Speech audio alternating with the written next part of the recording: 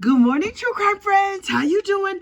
Look, yesterday we talked about the state of Wisconsin versus Kevin Sehmer, and today we have a verdict. Oh yes, this case is all wrapped up. 2-day trial, 1, 2, 3 done, and it is extra strength crazy. All we need to talk about it, but first, you know what you need to do. Please like this channel, subscribe. No, like this video. That's where you click the thumbs up and subscribe to the channel. Look, Kevin Sehmer, in case you missed yesterday's video, let me just give you a very brief overview. So, Josh Davies, age 39, and his wife go on a double date down to a local little Tabby's wine bar. And I'm thinking, a wine bar. What could go wrong at a wine bar? I mean, maybe you'll get like one of those wine headaches or whatever. Please know, I am a sober person, thank goodness. And I have not had alcohol since the Clinton administration. So it's been a minute, right? So I don't really know that much about alcohol, but anymore. I used to be an aficionado child. That's another story for another day. So anyway, I don't know like how these modern drinks work. And so Josh was like, me and my wife and another couple, we're going to have a double date down to the wine bar. This is going to be so much fun. And they get there and Kevin Sehmer is there. I am not clear if Kevin Sehmer was just hanging out at the bar or if he is the owner of the bar. So he's there and he's talking to somebody else over the course of the evening. And then Josh and his party walks in and Josh has a bunch of tattoos. And apparently, prior to Josh's arrival, there had been some conversation about tattoos between Kevin Sehmer and one of the bar patrons. Okay, people are sitting back having a chitty chat about heaven knows what. So when this dude walks in with tattoos, Kevin Sehmer takes it upon himself to say, oh, all those tattoos you have, you've messed up God's work. Hello, can I order my first drink yet? Like, sir, he has not even ordered his Kim Crawford. Is that a lady or a drink? Unclear. But I've heard the name on like the Real Housewives. Anyway, so he hasn't even ordered his first wine yet, and you're already insulting the man? Okay, calm down, sir. Let him have his little beverage of choice, and then you can start insulting him maybe later or maybe not at all. That would be better.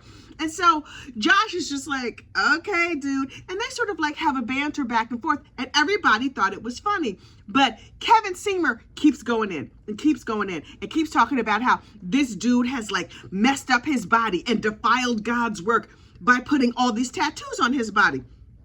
Sir, did you know that gluttony was also a sin? This dude is like a big roly-poly dude. Now listen, eat what you want. It's none of my business. But listen, you over here, people in glass houses should definitely not throw stones. And so Josh apparently at some point said, oh, what are you, Catholic? Oh, wait, now what are we, insulting people's religion? What? Is it bad to be Catholic? All of these people are weird to me. I just got to let you know. I'm like, okay, I don't understand what's going on.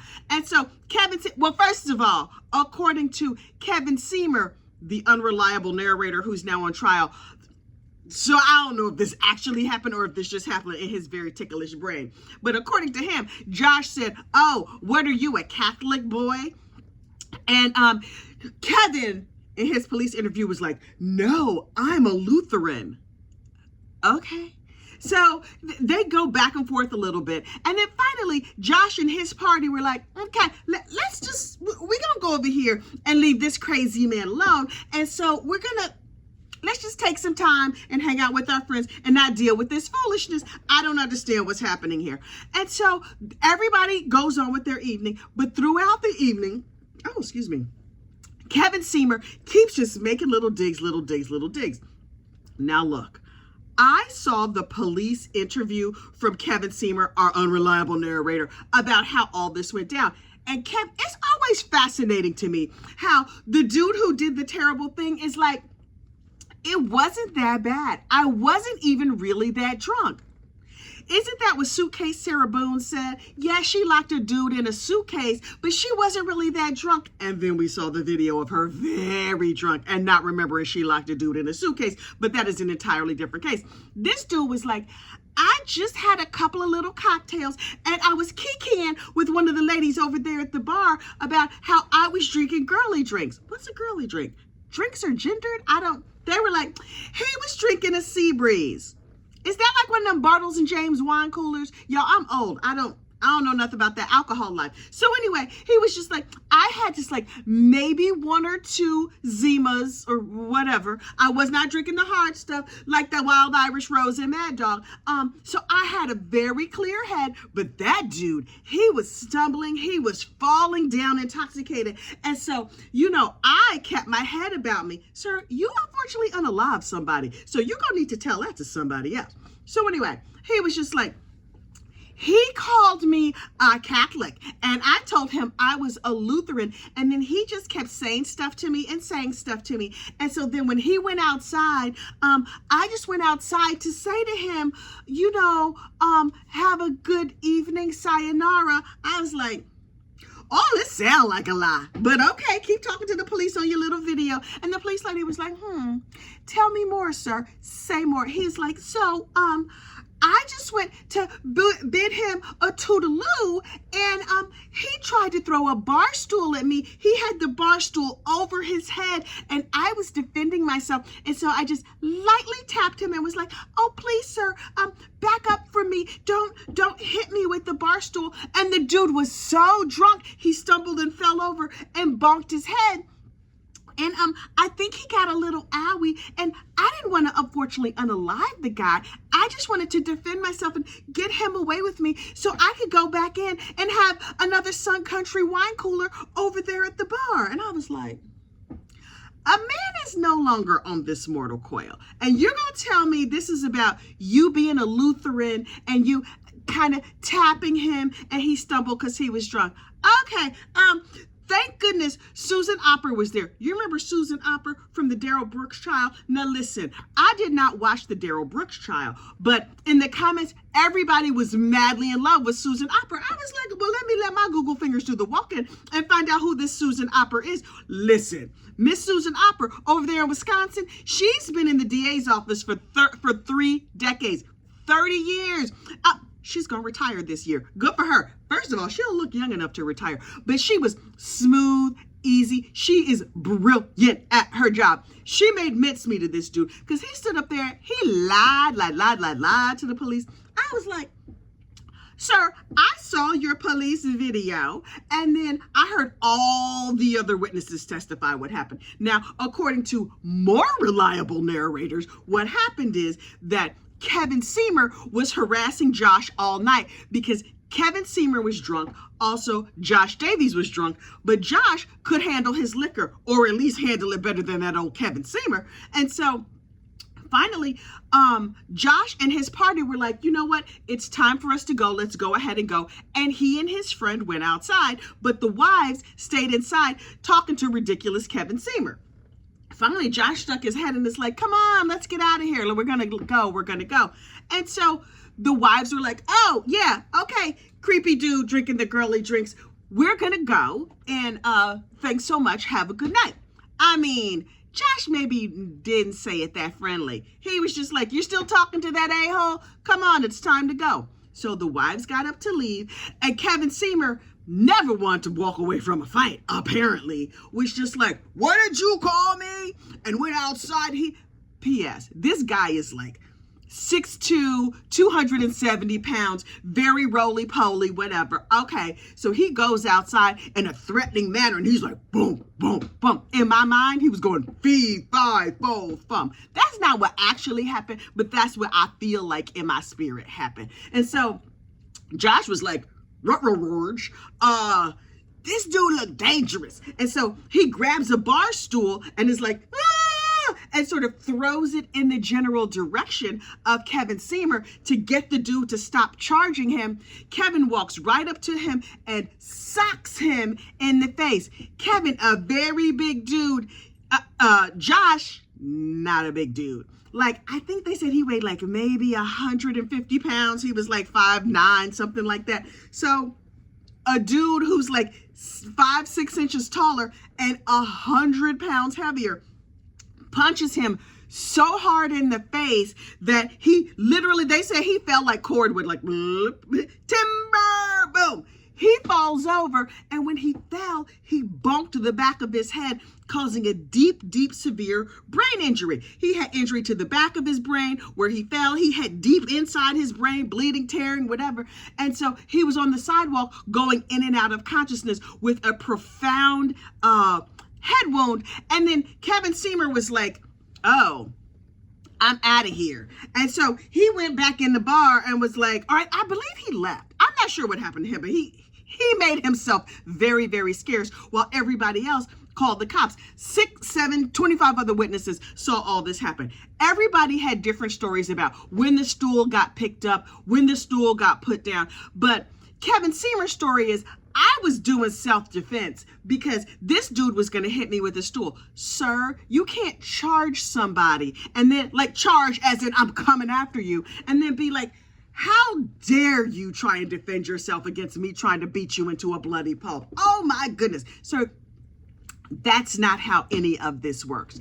All the stories of the witnesses were slightly different. The one thing they all had in common is that Kevin Sehmer was the aggressor and that Josh Davies was trying to defend himself. Josh's injuries were profound. And so the EMS came and they scooped him up and they took him off to the hospital. And his wife is like, this is terrible, but I'm sure he's going to wake up and be fine. So when the police came around, they're like, okay, girl, what happened? And she was like, oh my goodness, this is terrible. This dude came and she gave like her story to the police, but she did not specifically say that Kevin Sehmer punched her husband. She just said, he charged us. My husband threw a stool because he was trying to get away, and then Josh fell over. Kevin Sehmer's defense attorney was like, now you see, she did not specifically say exactly that my client punched her, and that's the most important part. Why would you leave that out? And this lady was like, look, I was in the hospital. I was devastated. They're doing brain surgery on my husband and all these terrible things. She said, I just thought he was going to wake up and we were going to go home and live our happy lives and talk about, oh, let's never go to that wine bar again. That place is terrible. But instead, it was like another surgery and another procedure and the bleeding is worse and this and this and this. And then he died. And she was like, what has happened to my life? She's like, I didn't know I needed to give all this exact details because I didn't know this was going to be an unalive trial. And the defense attorney was like, well, it seems to me that if your husband was attacked, you would have written it all down precisely how it happened. You would have taken very, very precision notes just in case there was an unalive trial. Sir, defense attorney? No, sir, I see you doing your job and good for you, but that's not how any of this works. So the defense, Susan Opper stood up and gave her closing statement. And oh, honey, it was a tour de force. It was a sight to behold. You can tell that this lady is used to getting up there and fighting for justice. She was just like, okay, let me explain to you what happened. Boom, boom, boom, boom, boom. She told the whole story. She showed the video that was available. Most of the video that was available was shot from inside other stores, out their front windows. So you could only see the action in the background. At one point we were looking at a hardware store video and I was just like, is that hammers? I think I need another hammer. But after I looked past the hammers, you could see out the glass of the hardware store, people on the sidewalk, but you couldn't really tell what was going on. Tati's Wine Bar had inside of it a video camera that had sound and video, and it was very clear. I was like, oh, I'm loving it. What is that, a Ring doorbell or something like that? Because you know Ring be out here solving crimes. But we could see what happened inside the bar. This action took place outside the bar, so it was hard to see it. But from all the witnesses, even though each of their stories was a little bit different, it was all basically the same theme. Kevin Sehmer, the big giant dude, because nobody knew anybody's names at this point, the big giant dude charged the little dude, punched him in the face, and then Kevin fell and bonked his head, and he died of serious boncation of the back of the head, and he slipped the surly bonds of this earth, and now he over there at the Endless Heaven buffet having himself some key lime pie. And Kevin Sehmer was like, I think I was under attack. All I did was have a sex on the beach, and I sipped it with a straw, and I just, I'm not a heavy drinker. I was lightly sipping, and I don't know why that man just randomly attacked me. might have insulted his tattoos, but I feel like he insulted my religion. And so please let me go home, please, and thank you. Again, not quotes, I'm summarizing. And so I was like, I don't think this jury is going to take that long. 2 hours, y'all. 2 hours. Yesterday they had jury instructions, closing statements, and deliberation. I believe it was all before lunch. I was like, quick. They came back. Kevin Sehmer just sat there. Sadly, the video cameras in the courtroom were only shooting from the back. Terrible angle. Just like that bar video. I wanted to see his face. I wanted to see the look on his face when they were like, sir, you are guilty. Also, I love it when they read the verdict. And it's different in different states. Some states stand up and they're just like, we, the people of Wisconsin, land of cheese curds, and those hats that go in your head that are shaped like a piece of cheese, find on this first day of August in the year 2024 of our Lord. Like, they give a whole speech. And other places are like, that dude over there, he did it, he guilty, he going to jail. It's a sad, sad tale. So this reading of the verdict, somewhere in between, they were like, on this day, guilty. I was like, that tracks. Also, after only 2 hours of deliberation, so you had to know you was going home. I mean, that you was going to jail. He's going home, his new forever home, prison.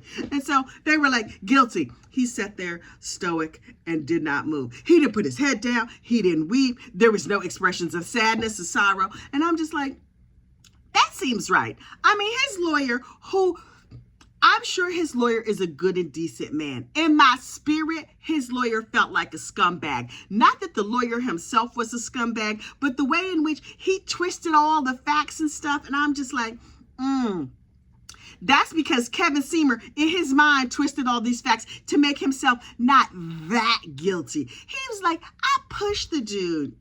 You could call it a violent push, but I did not punch him. I just pushed him. Sir, Even if you just pushed him and he fell and had the serious boncation on the back of his head, I do not know the medical term for it. That's not going to go good for you. And if the man clearly slips the surly bonds of this earth, you in big, big trouble. I hope his attorney prepared him. Listen, no, we're going to go. And because of the serious boncation, you can go to prison for a long, long time. And in this case, he's going to prison probably for a long, long time, because it was first, boncation in the first degree leading to unfortunate unaliving, or the legal, whatever the legal term is for that. That's what he was convicted of yesterday. So I was just like, that seems right.